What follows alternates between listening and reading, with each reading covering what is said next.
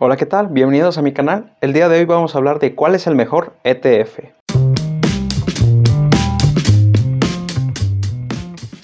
A lo largo de varios videos he dicho que las acciones y los negocios son los mejores activos para generar dinero. No obstante, si quieres empezar a invertir en acciones, una buena manera de invertir en ellas sin correr mucho riesgo es a través de ETFs. ¿Qué es un ETF? Un ETF es un paquetito en donde ya incluye varias acciones, por lo que tú no tienes que hacer nada, solo tienes que comprar y esperar. Y tranquilo, porque estas acciones son seleccionadas por gestores o simplemente replican a un índice bursátil. Para quien no lo sepa, un índice bursátil se compone de las compañías más importantes del país. Así que estate tranquilo, tu dinero está relativamente seguro. Pero para saber cuáles son los mejores ETFs y qué riesgos estoy asumiendo, ese es un verdadero reto. ¿Por qué es un reto? Porque es difícil decidir qué ETF es el mejor, porque cada quien tiene distintas necesidades. No es lo mismo aconsejar a alguien que es relativamente joven a alguien que ya está a punto de llegar a la etapa de jubilación. La adversión al riesgo es distinta. Por ello me enfocaré en los ETFs que repliquen índices bursátiles y que ofrezcan el mayor rendimiento. Los ETFs más relevantes son los siguientes. Y para no hacerte el video más largo, te daré de una vez la respuesta. El ganador es el Nasdaq, quien por mucho y por goleada gana a los diferentes índices bursátiles. Y una vez que sabemos esto, debemos conocer qué ETF replican al Nasdaq. Por lo que estuve googleando, los ETFs que más comunes o los que más les van a aparecer son estos dos, el QQQ y el UNEC. De los dos, ¿cuál es el mejor?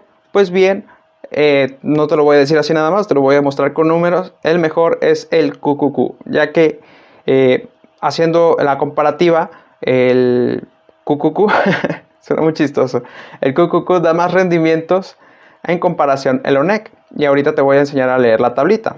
Aquí se nos muestra cuánto es lo que invertimos inicialmente, cuánto sería nuestro balance final si hubiéramos invertido esa cantidad, nuestro rendimiento anualizado, la desviación estándar, nuestro mejor año junto con su rendimiento, nuestro peor año y nuestro máximo drawdown.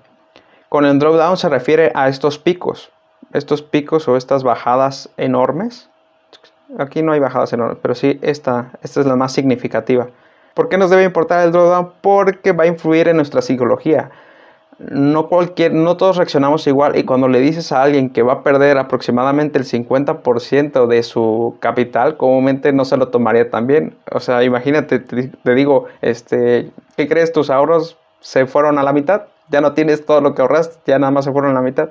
No todos tendríamos esa tolerancia al riesgo, y estoy seguro que mucha gente entraría en pánico y retiraría su dinero. No, ya lo perdiste todo, dámelo. En cambio, si algunos que sí tienen esa tolerancia se hubieran esperado, hubieran gozado de los rendimientos o de estas subidas que tiene después el mercado. Pero claro, esta gráfica anterior no es el panorama completo, ya que inicia desde el 2004, y en cambio esta gráfica te explica un mayor panorama del Nasdaq desde que sale hasta nuestra actualidad.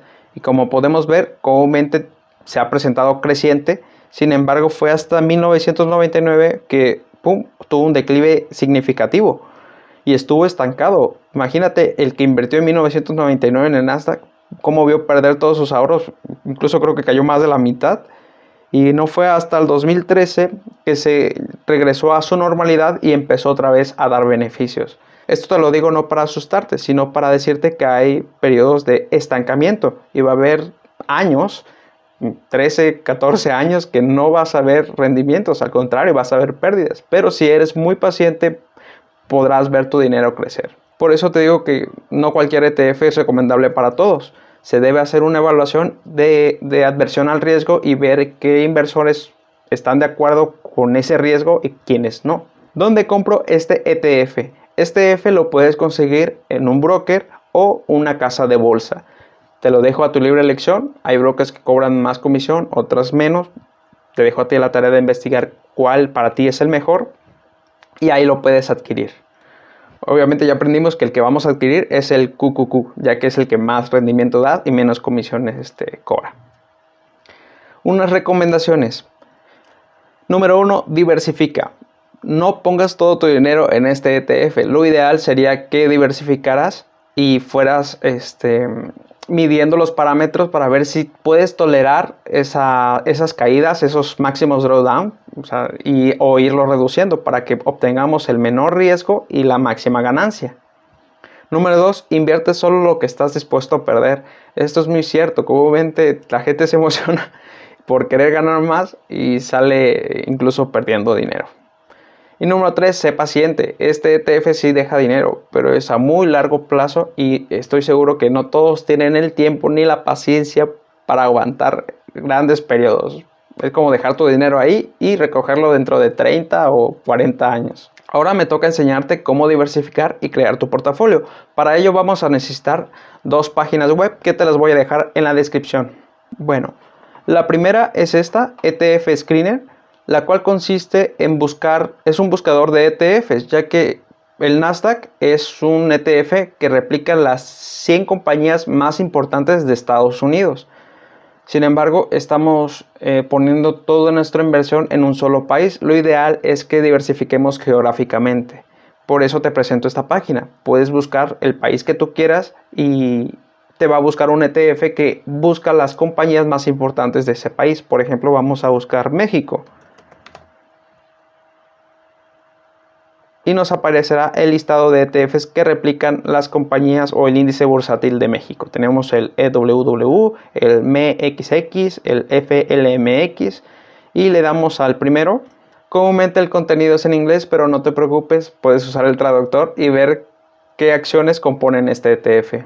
Listo, una vez que cargó nos aparecerá un pequeño resumen, la eficiencia, el comercio y nada, aquí podemos traducirlo en español y ver qué es lo que dice. Y aquí nos dice: EWW se gestiona de forma pasiva para ofrecer la exposición básica al mercado de valores mexicano. Y para no leerles ese choro, aquí nos dice cómo se compone el ETF. Dice que cuáles son sus 10 principales sectores: finanzas, consumidores no cíclicos, servicios de telecomunicaciones, ciclos de consumo, materiales básicos, acciones industriales, cuidado de la salud. Y si quieren ser más específico, aquí te dice cuáles son las 10 compañías con mayor peso en esta cartera, en este portafolio o ETF. Nos dice América Móvil, Walmart, Grupo Financiero, Televisa, el aeropuerto, entre otros. Y así puedes diversificar y reducir tu riesgo. Solo es cuestión de que escribas qué país quieres y te aparecerá los ETFs correspondientes a ese país.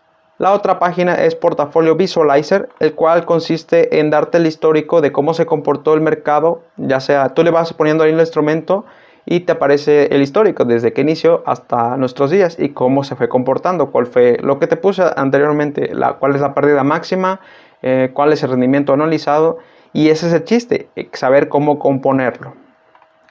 De este lado nos aparecerá el activo. Aquí tenemos lo que ya les puse, el QQQ y el ONEC. Ya sabemos que vamos a escoger el QQQ y vamos a quitar el ONEC. Y aquí vamos a poner otros ETFs que nos ayuden a reducir ese máximo drawdown, es decir, la pérdida máxima. Por ejemplo, vamos a invertir en México y vamos a poner este ETF. Vamos a invertir en BEA, que son los mercados desarrollados, los países desarrollados. Y vamos a invertir en países emergentes, BW. Listo. Y le ponemos en porcentaje cuánto vamos a distribuir de nuestro portafolio. Por ejemplo, yo voy a invertir un 50% en QQQ, un 10% en México, un 10% en países desarrollados y un 10%, ok, me falta uno, vamos a agregar otro. No, me faltan dos. Y bueno, al final me quedé con esta. Vamos a poner acá. Aquí le damos a analizar portafolios y nos cargará, nos dirá cómo está distribuido nuestro portafolio y nos dirá el rendimiento. Y vemos aquí y vemos que empieza desde el 2012. Esto es un pequeño defecto que tiene la página, es que no te puede sacar así un histórico largo. Y pues bueno, vamos a hacer lo que podamos con esta información. Y nos va distribuyendo aquí cuánto sería nuestra ganancia. Si invertimos todo nuestro dinero obviamente en el QQQ, tendríamos más rendimiento anualizado. Sin embargo, reducimos el drawdown si estamos más diversificados. Ay, no le puse nombre, ahorita le pongo nombre. Aquí nos vamos en Portfolio Names. No, Portfolio Names, Custom. El portafolio vamos a llamarlo diversificado. Y el segundo le vamos a poner Google. Y listo, le damos a analizar portafolio. Y voilà, nos mostrará cuál es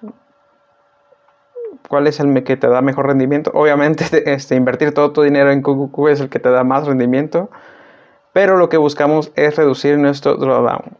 Como podemos ver, el drawdown se reduce más si estás más diversificado y no castigas tanto el rendimiento anualizado.